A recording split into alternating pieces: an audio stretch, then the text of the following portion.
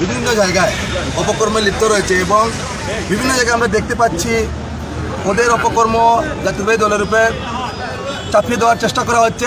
আমরা স্পষ্ট ভাষায় বলে দিতে চাই, বাংলাদেশ জাতীয়তাবাদী দল, বিএনপি, যুবদল, ছাত্র স্বেচ্ছাসেবক দল ঐক্যবদ্ধ রয়েছে।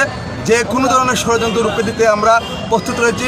দেশনায়ক তারেক রহমান আমাদের বলেছিলেন ঐক্যবদ্ধভাবে যে কোনো আন্দোলন সংগ্রামে আমরা এক থাকতে।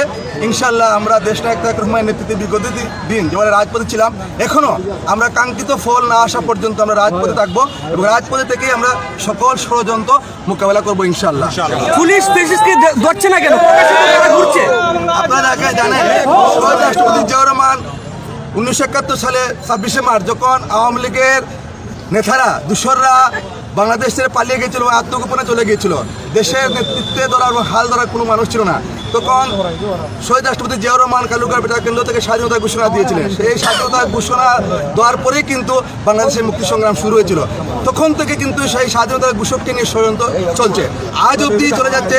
এখনও দেশনায়ক তারেক রহমানের নেতৃত্বে যেভাবে সারা বাংলাদেশের মানুষ ঐক্যবদ্ধ হয়েছে, সেই ঐক্যবদ্ধকে দেখে কিন্তু ফ্যাসিস্ট সরকারের বিগত দিনে ফ্যাসিস্ট সরকারের লেলিয়ে দেওয়া বাহিনীরা এবং দূষরা এখনও তৎপর রয়েছে যাতে শহীদ রাষ্ট্রপতি জিয়াউর রহমানের উত্তরসূরি আমাদের দেশনায়ক তারেক রহমানের হাতকে যাতে দুর্বল করেন।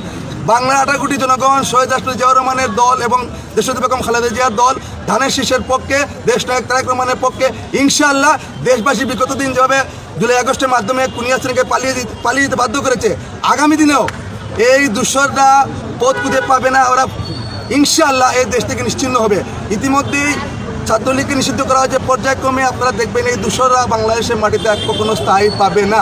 আমরা আগেই বলেছিলাম আপনারা পালিয়ে যাওয়ার রাস্তা খুঁজে পাবেন না। আপনারা দেখতে পাচ্ছেন এই দূষররা কিন্তু এখনো পালিয়ে যাওয়ার রাস্তা খুঁজে পাচ্ছে না, বিভিন্ন জায়গা থেকে ওদেরকে গ্রেপ্তার করা হচ্ছে এবং ওদের প্রশাসনে যে সকল দূষররা রয়েছে ওদের কারণে কিন্তু আমরা অনেক কিছু করতে পারতেছি না। আমরা বারবার বলে আসছি ওদেরকে যে কোনো মুহূর্তে গ্রেপ্তার করতে হবে এবং আইনের আওতায় নিয়ে আসতে হবে, কিন্তু প্রশাসনের ঘাপটি মেরে দূষরদের কারণে কিন্তু অনেক কিছু হচ্ছে না। ইনশাআল্লাহ সব কিছু ষড়যন্ত্র এবং সব কিছুর সমাধান ইনশাআল্লাহ হবে।